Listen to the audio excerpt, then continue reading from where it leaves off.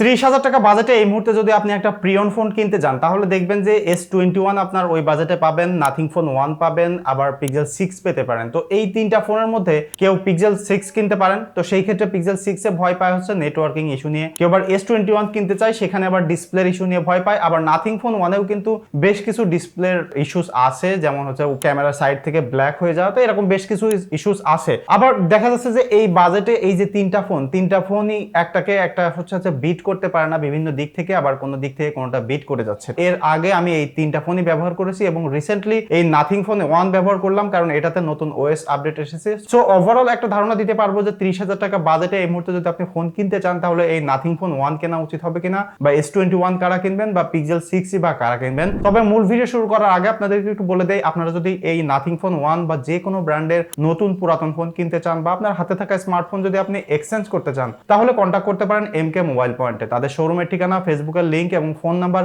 এই ভিডিও ডেসক্রিপশনে আমি দিয়ে দিচ্ছি, আপনারা চাইলে কন্ট্যাক্ট করতে পারেন। আর যদি এখন ফোন নাও কেনেন, তাদের পেজে একটু লাইক দিয়ে রাখতে পারেন, তাহলে তারা যদি কোনো অফার দেয় তাহলে সেটা দেখে নিতে পারবেন। সবার আগে যে কথাটা বলতে হবে সেটা হচ্ছে যে নাথিং ফোন 1 এর যে ট্রান্সপারেন্ট ব্যাকটা আপনারা দেখতে পাচ্ছেন এবং এখানে লাইটিং আছে, যেটাকে নাথিং তারা গ্লিফ লাইট বলে। এটা নিয়ে আগে কথা বলতে চাই, তার কারণ হচ্ছে যে এই ফোনটা যেই দেখে তারা এই প্রথমে এই ট্রান্সপারেন্ট ব্যাকটা দেখে এবং লাইটিং দেখে একটু ভালো লাগে তাদের। তো রিয়েল লাইফে যেটা হয়ে থাকে যে আমিও যখন এই ফোনটা প্রথম ধরলাম তখন আমার এটা ট্রান্সপারেন্ট ব্যাকটা ভালো লাগলো, গ্লাসটা লাইটিংটা দেখে ভালো লাগছিল, বাট দেখা যায় যে ইউজ করতে গেলে এইটার কোনো মানে ইউজাবিলিটি বা কোনো অ্যাকচুয়াল এক্সপিরিয়েন্সে বা ইউজার এক্সপিরিয়েন্সে কোনো প্রকার পরিবর্তন আসে না। যেমন দেখেন, এটা চার্জ দিলে এখানে লাইট জ্বলে, আবার এটা যদি কোনো নোটিফিকেশন বা মেসেজ আসে পিছনে লাইট জ্বলে, আবার ভিডিও করতে গেলে এখানে একটু লাইটিং দেখতে পাচ্ছেন। তো কথা হচ্ছে যে আপনি যখন চার্জ দিবেন তখন ফোনটা উল্টায় রেখে এখানে আপনি অ্যানালগ ভাবে চার্জ হচ্ছে কতটুকু সেটা কেন দেখতে যাবেন?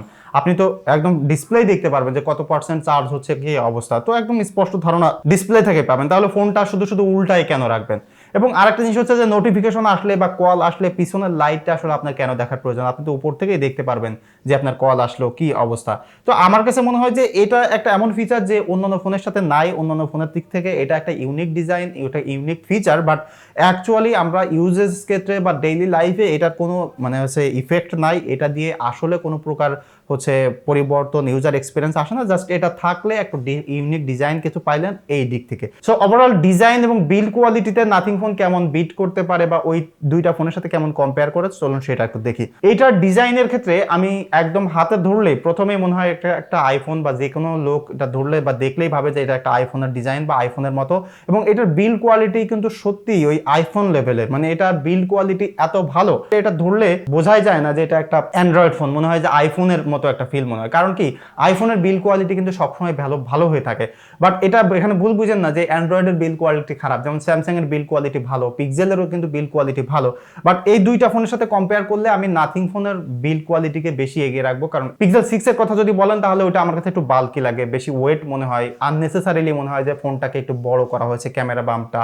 এবং যদি S21 এর কথা বলেন তাহলে ওইটা সত্যি হাতের মধ্যে ধরতে খুবই কম্প্যাক্ট এবং খুব সুন্দর লাগে এবং হ্যান্ড ফিলও ভালো, ওটা ছোট, বাট তারপরেও আমি এইটাকে আগায় রাখবো। কারণ হচ্ছে এইটা হ্যান্ড ফিল অত বেশি কমফোর্ট না হলেও এটার ডিজাইন বিল্ড কোয়ালিটি আমার কাছে বেশি ভালো লাগে।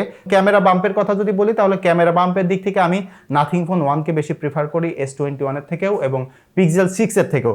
তো এইটার ডিসপ্লের কথা একটু বলি। ডিসপ্লে কিন্তু এটাতে 6.55 ইঞ্চি একটা ডিসপ্লে আছে, এদিকে পিক্সেল 6 এ আছে হলো 6.4 ইঞ্চির একটা ডিসপ্লে এবং S21 এ কিন্তু 6.2 ইঞ্চি একটা ডিসপ্লে। তো যারা বড় ডিসপ্লে পছন্দ করেন তারা তো ডেফিনেটলি নাথিং ফোন 1 পছন্দ করবেন। বাট ডিসপ্লে কোয়ালিটির যদি কথা বলি তাহলে ডিসপ্লের কোয়ালিটি আমার কাছে S21 এর ভালো লাগে, কারণ ওইটার ডিসপ্লের কালার এবং এত সুন্দর ভিউইং অ্যাঙ্গেল আমার কাছে মনে হয় যে বেস্ট কোয়ালিটির একটা ডিসপ্লে। ওটা ডাইনামিক 2x অ্যামোলেড হওয়ার কারণে ওইটা আসলে বেশি ভালো লাগে। এবং ওইটার রিফ্রেশ রেট, এইটার রিফ্রেশ রেট কিন্তু একই 120 হার্টজের, বাট পিক্সেল 6 এ কিন্তু 90 হার্টজের ডিসপ্লে রয়েছে।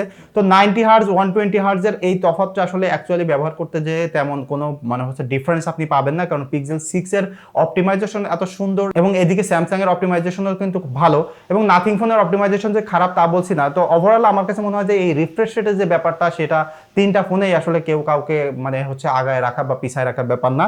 এবং নাথিং ফোন 1 এর যে ডিসপ্লেটা উপর থেকে দেখতে কিন্তু খুব সুন্দর লাগে, কারণ চারদিকে একদম সিমেট্রিক একটা ডিজাইন।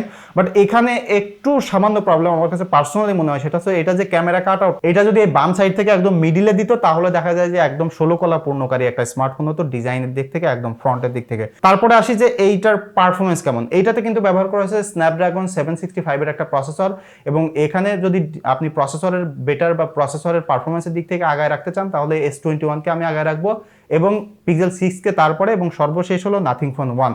বাট এখানে একটা জিনিস আমি বলতে চাই, সেটা হচ্ছে আমরা ডেইলি লাইফে যেসব কাজকর্মগুলো করি বা ব্যবহার করি ফোন, সেখানে কিন্তু হয়তো আমরা গেমিং করলে, পাবজি খেললেন বা ফ্রি ফায়ার খেললেন বা অ্যাসফাল্ট 9 বা এই টাইপের যে কোনো হচ্ছে গ্রাফিক্স ইন্টেন্সিভ গেম আমি খেললেন, সেই জিনিসটা হচ্ছে যে এই তিনটা ফোনে আপনি খুব ভালোভাবেই খেলতে পারবেন, ভালোভাবেই এক্সপিরিয়েন্স করতে পারবেন, সেটা নিয়ে কোনো প্রবলেম নাই।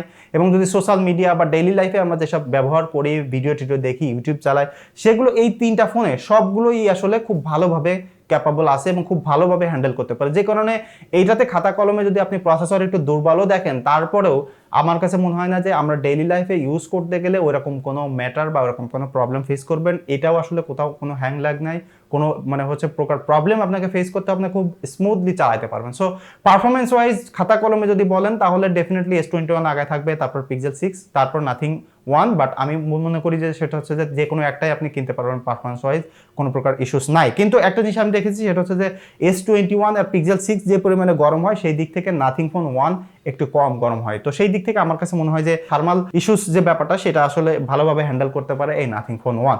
তারপরে আসি যে ক্যামেরার জন্য। ক্যামেরাতে এটাতে দুইটা সেন্সর ব্যবহার করেছে, একটা হলো 50 মেগাপিক্সেল আলট্রা ওয়াইড, আর একটা হলো main sensor.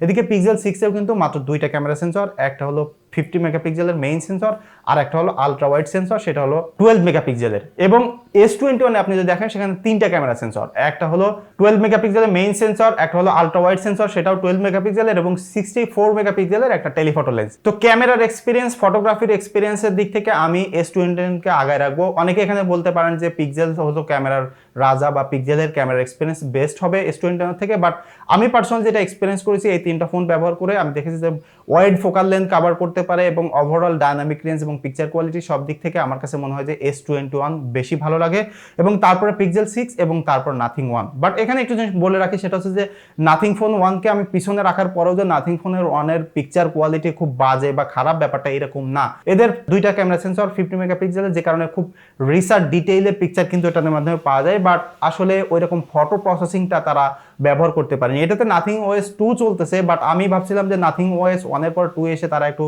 Better camera processing দিবে, বাট সেই রকম লেভেলের কোনো ইমপ্রুভমেন্ট বা সেরকম লেভেলের কোনো পরিবর্তন আমি এখানে দেখিনি যে এটা আসলে ওএস আপডেটের পরে ভালো এক্সপিরিয়েন্স দিচ্ছে। বাট ওভারঅল এইটা বাজেট অনুযায়ী ওই দুইটার সাথে কম্পেয়ার করলে এটা অনেক পিছিয়ে থাকবে, সেই দিক থেকে আসলে একটু ড্রব্যাক আছে। এবং সেলফি ক্যামেরার কথা বলি যদি, সেটা তো হচ্ছে এটাতে 16 মেগাপিক্সেলের একটা সেলফি ক্যামেরা আছে। তো সেলফি ক্যামেরাতে আমি দেখেছি যে স্যামসাং এ বেটার সেলফি নিতে পারে, বেটার ডিটেইলের পিকচার, এবং এটাতে 16 মেগাপিক্সেলের সেন্সর থাকার পরেও ওই লেভেলের সেলফি আসলে দিতে পারে না যেমনটা S21 এ দিতে পারে। তো ফটোগ্রাফির দিক থেকে আমি ডেফিনেটলি S21 কে আগায় রাখবো, এবং তারপরে পিক্সেল 6, এবং সর্বশেষ হলো নাথিং ফোন 1।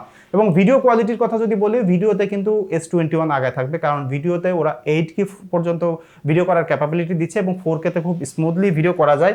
এবং পিক্সেল 6 এও কিন্তু 4K শুট করতে পারছেন, এখানেও 4K শুট করতে পারছেন, বাট ভিডিও কোয়ালিটির দিক থেকে বা প্রসেসিং এর দিক থেকে আমি দেখেছি যে S21 বেটার। বাট এইটার যে ডিটেইল বা এটার যে হচ্ছে স্টেবল ফুটেজ পাওয়া যায় সেটা যে খারাপ তা নয়, বাট ওটার সাথে কম্পেয়ার করলে বা পিক্সেল 6 এর সাথে কম্পেয়ার করলে এটা আসলে অত ভালো ভিডিও নিতে পারে না। এবং যদি সেলফি ক্যামেরার ভিডিও কথা বলি, সেলফিতে কিন্তু এটা মাত্র ফুল এইচডিতে শুট করতে পারে, এবং পিক্সেল 6ও কিন্তু ফুল এইচডিতে শুট করতে পারে। অন্যদিকে S21 এ কিন্তু 4K তে শুট করা যায়। তো সেলফি ক্যামেরার দিক থেকেও কিন্তু S21 আগে থাকবে। তো ক্যামেরার দিক থেকে কিন্তু তেমন একটা ভালো জায়গা এই নাথিং ফোন 1 করতে পারেনি। তো ব্যাটারির দিক থেকে কেমন চলুন সেটা দেখি।